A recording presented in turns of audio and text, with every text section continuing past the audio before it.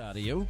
Between 2008 2014, 40% of all murder convictions in Florida were criminal aliens. New York, 34%. Arizona, 17.8%.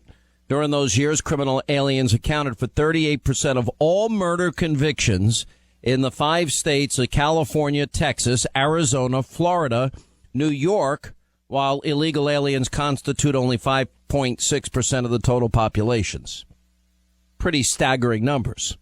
It's an article in the Washington Free Beacon today that the Obama administration has proposed a new rule to expand this program, the DHS program, that awards businesses bonuses when they hire alien college graduates over native-born graduates, according to an analysis by the Center for Immigration Studies. Is that not discrimination? There is a Texas Democrat that actually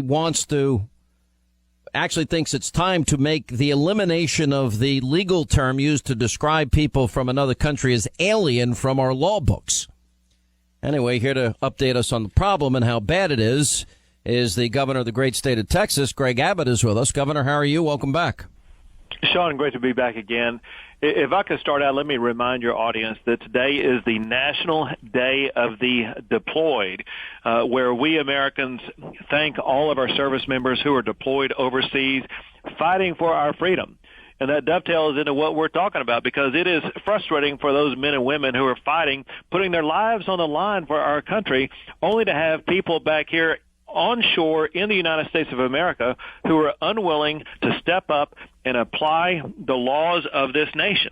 And that's what I did today, is I'm demanding that the Dallas County Sheriff abandon her decision to not implement the U.S. immigration and customs standards.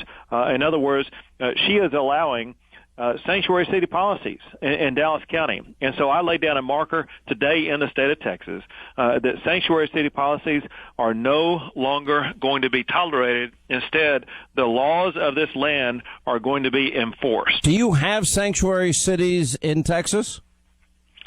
The Dallas County Sheriff announced that she was not going to use the detainer program that is implemented by ICE to ensure that criminal illegal immigrants are going to be detained and turned over to ICE. And what this does, Sean, is it creates the exact same situation that occurred in San Francisco when Kate Steinle was killed. And I made it very clear we are not going to allow law enforcement officers in this state to subject Texans' safety to being trampled and harmed and murdered like Kate Steinle was in San Francisco. Yeah, but you saw who is a criminal illegal immigrant here in the state of Texas.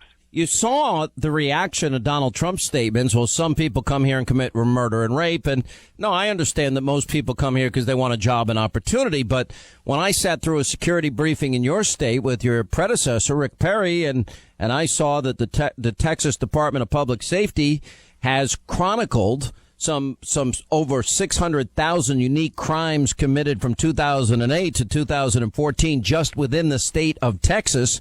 Over 600,000. That includes rape and homicides and sexual assaults. And I'm thinking, like, well, why do we put up with this? And we are making it clear today that we are no longer going to put up with this. We've had it, Sean, with the federal government not doing its job. As you recall, last week, the United States Senate voted on this issue, and it did not pass. And we are tired of the federal government talking, but not acting, not securing our states, our cities, and our country. And so the state of Texas is stepping up and making it very clear that sanctuary city policies are not going to be tolerated here. We're not going to have a Kate Steinle take place here in the state of Texas. We are going to enforce the laws. We are going to apprehend those who should be apprehended and turn them over to ICE for appropriate criminal action. Well, you've taken this action against the sheriff in Texas. My question is, but you see what's happening on a national basis. You got Hillary Clinton saying, I'll go as far as I can, even beyond Obama, to welcome illegal immigrants in this country. You're rightly pointing out the Senate failed as it relates to the sanctuary city bill. At least they tried, but I guess they could always use the power of the purse. It is yet to go that far. But so many people apparently, according to your state's statistics, are being killed by illegal immigrants, and people don't seem to bat an eyelash on it. Well, and that's why we're making this clear. And Sean, it is disturbing that we see that Hillary Clinton is advocating for an even more liberal policy than what Barack Obama has passed. And remember this, when Barack Obama said 22 times he did not have the authority to expand his amnesty program, and then did it last November, the only person to step up and do anything about it was the state of Texas. When I filed my 31st lawsuit against the Obama administration, and I was able to get about half of the states of the United States of America to join in with me in that lawsuit, we have single-handedly stopped Barack Obama's illegal executive amnesty order and put a halt to it through the remainder of his tenure as president of the United States. So you're saying it's not going to happen while he's president? Elected, she will expand upon that. Yeah. Then it's because of the lawsuit that was brought by your state. Exactly. Yeah. Well, who are you supporting for president? Do you have a choice yet? I got to tell you, Sean, here are the criteria that I'm looking for. I'm looking for someone who will return the United States of America to our constitutional principles. We've gotten away from the Constitution. I'm looking for someone who is going to secure the border. I'm looking for someone who is going to stop expanding the federal entitlement regime that we're living under that is sinking us $18 trillion into debt. I'm looking for someone who's going to pull back the reins on the EPA, if not wipe it out altogether, someone who's going to wipe out the United States Department of Education and return education to local control where it belongs, and someone who's going to overturn Dodd-Frank that is putting a limit on our ability to expand the local communities financially. And so I'm continuing to look for the right candidate, but someone who holds Texas near and dear to their heart, but most importantly, someone who is finally going to follow the Constitution and start appointing judges who apply the law as opposed to rewriting the law. What do you think, Governor, of when you keep hearing people in Texas say they want to secede from the Union? Do you think that'll ever gain momentum? Yeah, I got to tell you this, Sean, and that is the Union of the United States of America has been the best union in the history of the world. And so what we want to see actually is Texas principles expand across the United States of America. We have shown that we are. But that's not going to happen in New York. Should run. But Governor, that's not going to happen in New York. That's not going to happen in New Jersey. That's not going to happen in Chicago and Illinois. It's not going to happen in. It's not going to happen in California. It's just not. I mean, let me tell you why I may disagree with you there, Sean, and that is because of this. You mentioned Illinois. Look at the way Illinois is crumbling because of their financial situation. These states are going to have to adopt the Texas model. Think about this.